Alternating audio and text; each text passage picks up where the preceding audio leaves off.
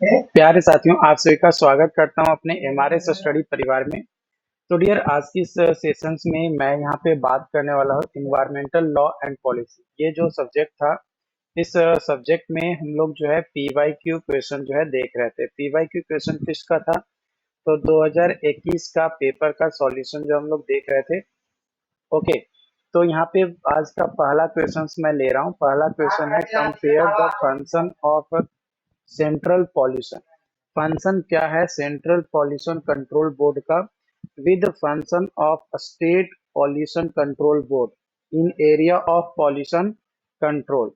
ठीक है, तो जो सेंट्रल पॉल्यूशन कंट्रोल बोर्ड है और जो स्टेट पॉल्यूशन कंट्रोल बोर्ड है, ये दोनों अलग अलग बॉडी है इन इंडिया, जो कि रिस्पॉन्सिबल है प्रिवेंटिंग, कंट्रोलिंग और एबेटिंग एनवायरमेंटल पॉल्यूशन। तो सबसे पहले हम लोग बात करते हैं सेंट्रल पॉल्यूशन कंट्रोल बोर्ड के फंक्शन के बारे में। तो इसका पहला फंक्शन है coordination.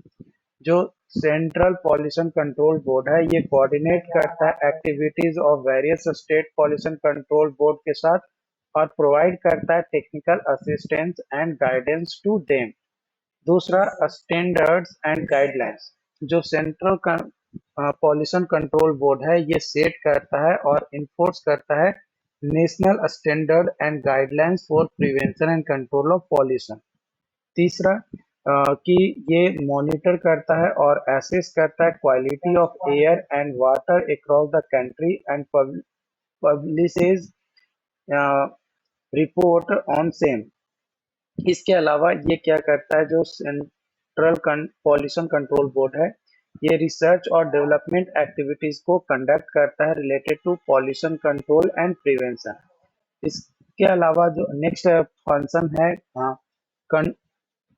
Central pollution control board का, ये है कि कैरी आउट करता है इन्वायरमेंटल इम्पैक्ट असेसमेंट स्टडीज को और प्रोवाइड करता है recommendations to the government. Okay, अब बात करते हैं स्टेट पॉल्यूशन कंट्रोल बोर्ड की। तो ये इम्प्लीमेंट करता है पॉल्यूशन कंट्रोल लॉ को, रूल्स को और रेगुलेशंस को, जो भी रिस्पेक्टिव स्टेट्स है।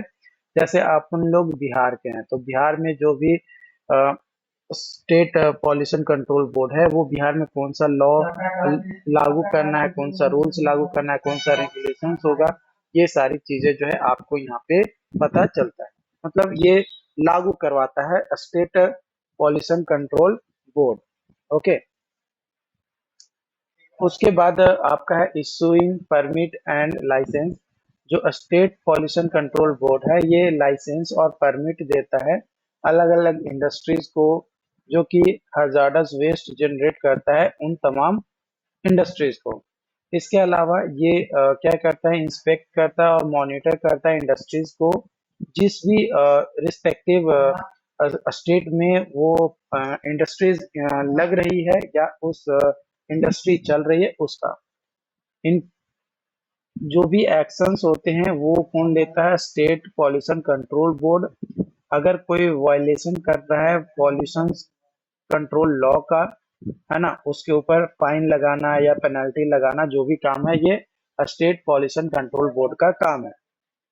इसके अलावा स्टेट पॉल्यूशन कंट्रोल बोर्ड का काम है कि अवेयरनेस लोगों तक पहुंचाना, ताकि इन्वायरमेंट और जो ह्यूमन हेल्थ है उसका जो इम्पैक्ट है वो प्रॉपर रह सके इसके रिगार्डिंग। अगला क्वेश्चन है आज का, दूसरा क्वेश्चन यहाँ पे ले रहे हैं। दूसरा क्वेश्चन है कि how do you define pollution. Pollution को कैसे डिफाइन करते हैं? As per water prevention and control pollution act 1974, what are silent feature of the act. जो 1974 जो ये एक्ट है, वाटर का prevention and control of pollution act, इसका क्या साइलेंट फीचर्स है वो, और वाटर पॉल्यूशन क्या होता है एज रिस्पेक्टिव टू वाटर, उसके बारे में। तो एज रिस्पेक्टिव टू वाटर, जो पॉल्यूशन होता है वो डायरेक्ट या इनडायरेक्ट इंट्रोडक्शन होता है कि जो पॉल्यूटेंट्स हैं हमारे, वाटर पॉल्यूटेंट्स या कोई भी वाटर बॉडीज को, including river, lakes, streams, pond, under water या अंडरग्राउंड वाटर, तो इन तमाम चीजों को, जो भी हार्मफुल पॉल्यूटेंट्स है जो इसमें मिल जाते हैं और वो पॉल्यूट कर देता है हमारा पानी को, वो जो है हमारा क्या कहलाता है, पॉल्यूशन। वाटर पॉल्यूशन मतलब अनवांटेड या harmful pollutants that is in the water bodies including river, lakes, streams, pond, underground water, तमाम चीजें। बात किया जाए साइलेंट फीचर्स की, तो सबसे पहला जो साइलेंट फीचर्स है, ये क्या होता है कि जो सेंट्रल पॉल्यूशन कंट्रोल बोर्ड होता है एट नेशनल लेवल और स्टेट पॉल्यूशन कंट्रोल बोर्ड जो होता है वो स्टेट लेवल पे वो क्या करता है कि वाटर पॉल्यूशन को कंट्रोल और प्रिवेंट करने के लिए क्या करता है, एक रूल्स यानी एक एक्ट जो है क्या करता है, स्टैब्लिश जो है करता है। दूसरा कि ये क्या करता है कि प्रोहिबिट करता है discharge of pollutant into any water body. कोई भी वाटर बॉडीज में अगर कोई पॉल्यूटेंट्स हैं तो उसको जो है रोकता है, वो कहता है कि भाई इसको डिस्चार्ज मत करो वाटर बॉडीज में। अगर वाटर बॉडीज में आपको डिस्चार्ज करना है तो पहले इसको प्यूरिफाई करो, है ना, इसका ट्रीटमेंट करो, ट्रीटमेंट करने के बाद इसको जो है लगाना। इसके अलावा ऑपरेशन ऑफ इंडस्ट्रीज को रेगुलेट करता है। साथ ही साथ इसके पास ये पावर होता है कि पॉल्यूशन कंट्रोल बोर्ड के पास कि प्रॉपर इंस्पेक्शन करें, सैंपल कलेक्ट करें और नेसेसरी जो भी कंट्रोल है वाटर पॉल्यूशन का वो मेजर करके उसको लागू करें। अगर कोई उल्लंघन कर रहा है जो भी प्रोविजंस दिए गए हैं, है ना, या जो भी चीजें बताई गई हैं रूल में, अगर उसका कोई वायलेशन कर रहा है तो उसे जो है क्या किया जाए, खत्म भी किया जाए। मतलब उस पे पेनल्टी लगाया जाए, पनिशमेंट दिया जाए, है ना, फाइन वगैरह दिया जाए। अगर ज्यादा हो जाए तो उसे जेल भी जो है भेजा जाए। ये तमाम चीजें जो है करती है। इसके अलावा इंगेजमेंट, पब्लिक का इंगेजमेंट उसमें ज्यादा हो उसके लिए जो है पब्लिक अवेयरनेस भी जो है लाया जाए, ताकि एक प्रॉपर अवेयरनेस जो है देखने को मिले लोगों को। इसके बाद जो अगला क्वेश्चन है यहाँ पे तीसरा नंबर क्वेश्चन बोल रहा है कि describe the liabilities of companies involve in handling of hazardous substance as specified in Public Liability Insurance Act 1991। जो पब्लिक लिएबिलिटी इंश्योरेंस एक्ट है PLIA 1991 इंडिया में ये डील करता है with liability of companies involve in handling hazardous substances।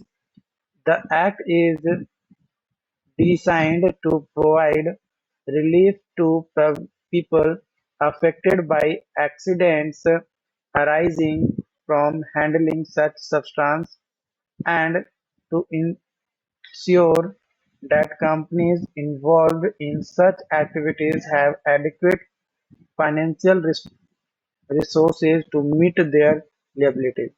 जो भी companies होती है वो उस एक्टिविटीज में इन्वॉल्व करती है और जो भी फाइनेंशियल रिसोर्सेज होती हैं वो प्रॉपर तरीके से लिएबिलिटी को जो मिलनी चाहिए वो यहाँ पे जो है प्रोवाइड किया जाता है इस एक्ट के अंतर्गत। ठीक है। इसके अलावा यहाँ पे दिया गया under the public liability insurance act के अंतर्गत इन कोई भी कंपनी हैंडल करता है हजार्डस सब्सटेंस को तो रिक्वायर है उसको to take out of public liability insurance.